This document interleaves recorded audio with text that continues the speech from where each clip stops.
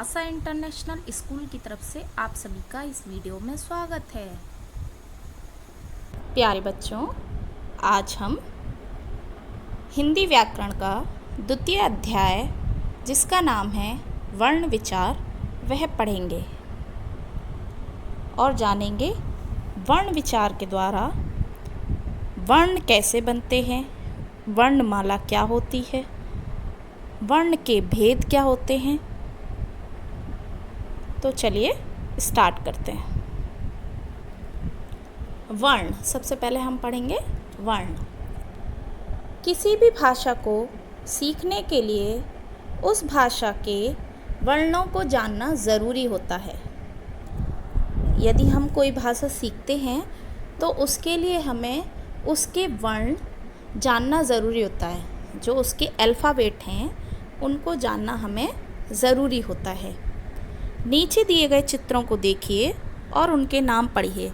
नीचे कुछ चित्र दिए गए हैं, इनको आप देखिए और उनके नाम पढ़िए। सबसे पहले हिरन का चित्र बना हुआ है, उसके बाद कोयल, पुस्तक, बगीचा। अब यह शब्द हैं। अब इनको हम इनकी ध्वनियों को अलग करके देखते हैं, कितनी ध्वनि प्रयोग हो रही हैं इसमें। जैसे हिरन, हा जमा इ जमा र जमा आ जमा ना जमा आ मिलाकर बनता है हिरन। कोयल, का जमा ओ जमा या जमा आ जमा ला जमा आ। अब आप इसके अलावा इनके कोई टुकड़े नहीं कर सकते। कोयल की जो कोयल है, हिरन है, पुस्तक है, बगीचा है, ऐसे ही आप देखिए कोयल जो है शब्द, उसके 6 टुकड़े किए हैं आपने। का, ओ, या, आ, ला, आ। इस तरह से इसकी जो ध्वनियाँ हुई हैं वह 6 ध्वनियाँ हो गई हैं। तो आइए देखते हैं। ऊपर दी गई ध्वनियों के और खंड नहीं किए जा सकते। जो अभी मैंने आपको बताया, इन ध्वनियों के और खंड नहीं किए जा सकते। खंड यानी टुकड़े, इसके और टुकड़े नहीं किए जा सकते। ये सभी ध्वनियाँ वर्ण कहलाती हैं। इन्हें मूल ध्वनियाँ भी कहते हैं। इनको मूल ध्वनि भी कहते हैं और जिनके और टुकड़े नहीं किए जा सकते वह ध्वनियाँ वर्ण कहलाती हैं। वर्ण भाषा की सबसे छोटी इकाई है। वर्ण भाषा की सबसे छोटी इकाई है जिसके और टुकड़े नहीं किए जा सकते। आइए वर्ण की परिभाषा पढ़ते हैं। भाषा की वह छोटी से छोटी ध्वनि जिसके और टुकड़े ना किए जा सकें वर्ण कहलाते हैं। भाषा की वर्ण की परिभाषा: भाषा की वह छोटी से छोटी ध्वनि जिसके और टुकड़े ना किए जा सकें वर्ण कहलाते हैं। वर्णमाला। अब हम वर्णमाला की परिभाषा देखते हैं। किसी भी भाषा के निश्चित क्रम में लिखे वर्णों के व्यवस्थित समूह को वर्णमाला कहते हैं। किसी भी भाषा के, कोई भी भाषा है, कोई भी लैंग्वेज है, उसमें जो वर्ण दिए गए हैं उनको क्रमबद्ध समूह में लिखना या व्यवस्थित समूह में लिखना वर्णमाला कहलाता है। वर्णमाला के भेद। वर्ण के भेद। अब यहाँ हम जानेंगे वर्ण के भेद। वर्ण के 2 भेद होते हैं, स्वर व व्यंजन। स्वर और व्यंजन। वर्ण के कितने भेद होते हैं? वर्ण के 2 भेद होते हैं, स्वर और व्यंजन। आइए अब हम सबसे पहले स्वर पढ़ते हैं। स्वर क्या होते हैं?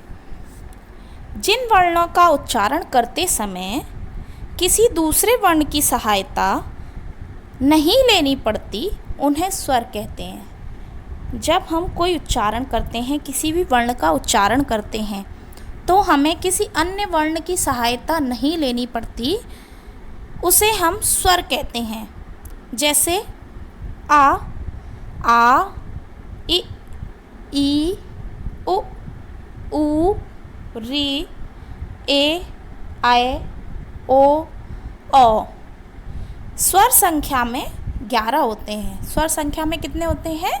11, जो नीचे लिखे हुए हैं अ, आ, ई, उ, री, ए, ओ, औ। ये संख्या में 11 होते हैं। इन्हें जब हम उच्चारण करते हैं, जब इनको हम बोलते हैं, इन वर्णों को जब हम बोलते हैं तो हमें किसी अन्य वर्ण की सहायता नहीं लेनी पड़ती है, इसीलिए इन्हें स्वर कहते हैं।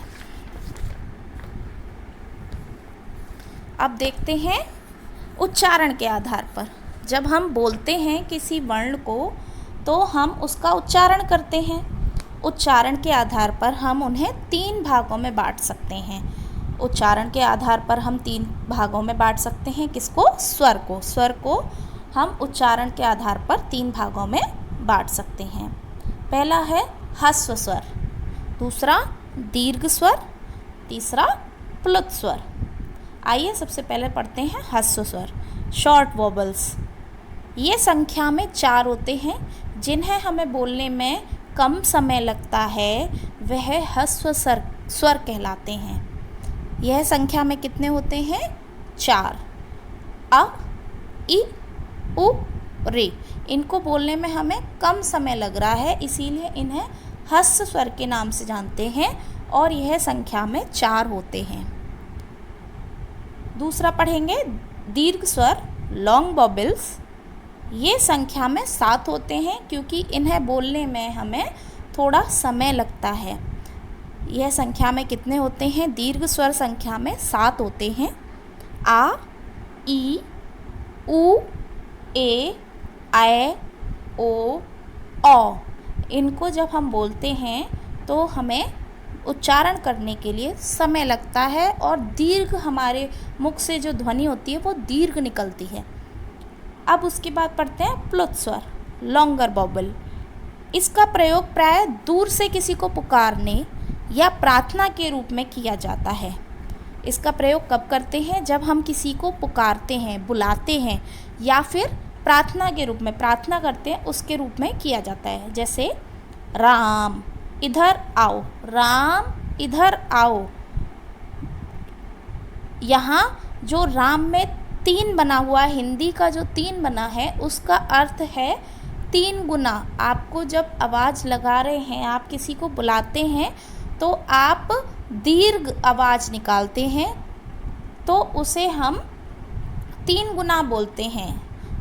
इस तरह से जैसे राम इधर आओ, तो इसमें हमें 3 गुना ध्वनि लगानी पड़ती है, इसीलिए इन्हें प्लुत स्वर कहते हैं। अंग और अह दोनों वर्ण ना तो स्वर हैं और ना ही व्यंजन, परंतु इनका उच्चारण आ के बिना संभव नहीं होता, इसलिए इन्हें अयोगवाह कहते हैं।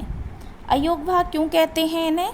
क्योंकि ये दोनों जो वर्ण हैं वो ना तो स्वर हैं और ना ही व्यंजन हैं, लेकिन इनका जब हम उच्चारण करते हैं तो इनका उच्चारण करते समय हमें इनका उच्चारण हम आ के बिना, जो स्वर आ है उसके बिना हम इसका उच्चारण नहीं कर सकते, इसलिए इन्हें अयोगवाह कहते हैं। अंग का प्रयोग 2 प्रकार से किया जाता है। अंग का प्रयोग कितने प्रकार से किया जाता है? 2 प्रकार से किया जाता है। एक बिंदी के रूप में, दूसरा चंद्र बिंदु के रूप में। पहला बिंदी के रूप में एक सिंगल बिंदी लगाते हैं और दूसरा चंद्र बिंदु के रूप में चंद्र बिंदी लगाते हैं। अंग, इसका चिन्ह बिंदी होता है, इसका उच्चारण नाक से होता है। जब हम कोई भी अंग का कोई भी वर्ण बोलते हैं, वर्ण के साथ जब लगाते हैं तो इसका उच्चारण नाक से होता है। जैसे एक बार बोल के देखते हैं घंटी, तो इसका उच्चारण जब हम करते हैं तो नाक से होता है इसका। इसे अनुस्वार कहते हैं। जैसे डंडा, गंदा, घंटी आदि, इनका उच्चारण जब हम करते हैं तो इनका उच्चारण नाक से होता है। ळ, न्य, ळ, ना और मा का प्रयोग अनुस्वार के रूप में किया जाता है। ये व्यंजन के चिन्ह हैं। कैसे प्रयोग किया जाता है? जब घंटी हम लिखते हैं तो इसमें हम घा के बाद ड़ा का प्रयोग कर सकते हैं, ना की जगह बिंदी ना लगाकर हम उसको ड़ा का प्रयोग कर सकते हैं, वह भी सही होगा। घंटी, ऐसे ही गेंद, गेंद में हम ना का प्रयोग कर सकते हैं। अगर हम बिंदी नहीं लगाते हैं तो हम ना का प्रयोग कर सकते हैं। ऐसे ही गंगा में यदि हम बिंदी नहीं लगाते हैं तो हम ड़ा का प्रयोग कर सकते हैं। आह चिन्ह चंद्र बिंदी होता है, इसे हम चंद्र बिंदु भी कहते हैं। इसका उच्चारण नाक और मुंह दोनों से होता है। इसका उच्चारण जब हम बोलते हैं इसे तो हमें इसमें नाक और मुंह दोनों का प्रयोग करना पड़ता है। जैसे बोल के देखिए, पाँव, चांद, आँख, कुआं। तो इसमें हमें जो हम उच्चारण कर रहे हैं उसमें हमारी नाक का और मुंह का प्रयोग हो रहा है। आह, इसका चिन्ह दो बिंदी है। इसका उच्चारण हा की तरह किया जाता है। इसका प्रयोग हा के बाद किया जाता है। इसे विसर्ग कहते हैं। जैसे प्रातः, नमः, स्नेह। स्वर का प्रयोग, अब हम पढ़ेंगे स्वर का प्रयोग। स्वर का प्रयोग दो प्रकार से होता है, या तो हम मूल रूप से प्रयोग कर सकते हैं उसका, या हम मात्रा के रूप में प्रयोग कर सकते हैं। तो स्वर का प्रयोग हम कितने प्रकार से कर सकते हैं? दो प्रकार से, एक मूल रूप से और दूसरा मात्रा के रूप में। तो आइए सबसे पहले हम पढ़ते हैं इसका प्रयोग कैसे करेंगे। जब स्वरों को व्यंजन के साथ मिलाकर लिखा जाता है तो वे अपना रूप बदल देते हैं। इस बदले हुए रूप को ही मात्रा कहते हैं। मात्रा किसे कहते हैं? जब स्वरों को व्यंजनों के साथ मिलाकर लिखा जाता है तो वे अपना रूप बदल देते हैं। इस बदले हुए रूप को मात्रा कहते हैं। मात्रा की परिभाषा देखते हैं। स्वरों के निश्चित किए गए चिन्हों को मात्रा कहते हैं। स्वर का अपना एक चिन्ह निश्चित किया गया है, वह चिन्ह जो होते हैं वह मात्रा कहलाते हैं। आइए स्वर का दो रूपों में प्रयोग देखते हैं। स्वर मात्रा मूल रूप में प्रयोग और स्वर का मात्रा के रूप में प्रयोग। सबसे पहले चलते हैं आ की तरफ। आ जो हमारा स्वर है उसकी कोई भी मात्रा नहीं होती है। अखरोट, यह इसमें हमने स्वर का मूल रूप से प्रयोग किया है। जो आ स्वर है उसका मूल रूप से प्रयोग किया गया है। अब मात्रा के रूप में करते हैं।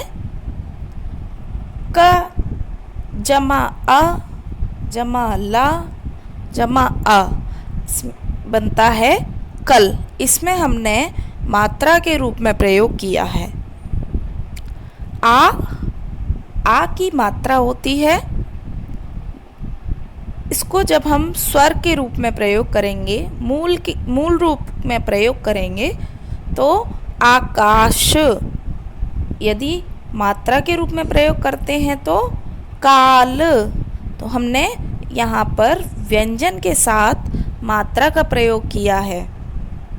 ऐसे ही इमली, इमली में हमने ई मूल रूप में प्रयोग किया है। और यदि हम किला लिखते हैं तो किला में हमने व्यंजन के साथ मात्रा का प्रयोग किया गया है।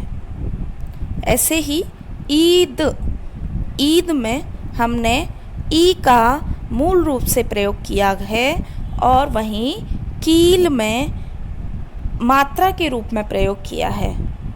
उपहार, उपहार में हमने ऊ का प्रयोग मूल रूप से किया है, वहीं कुल में ऊ का प्रयोग हमने मात्रा के रूप में किया है।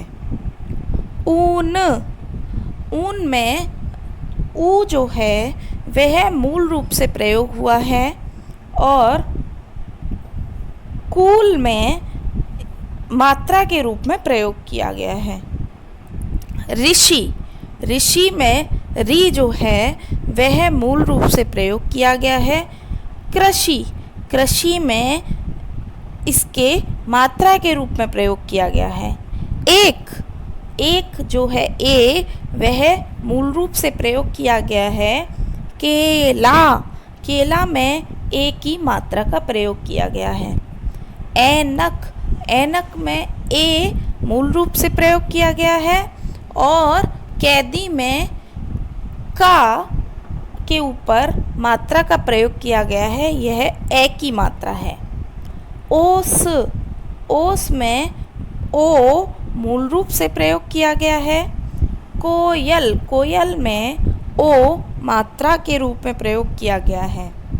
औरत, औरत में मूल रूप से ओ का प्रयोग किया गया है और कौआ में मात्रा के रूप में ओ का प्रयोग किया गया है।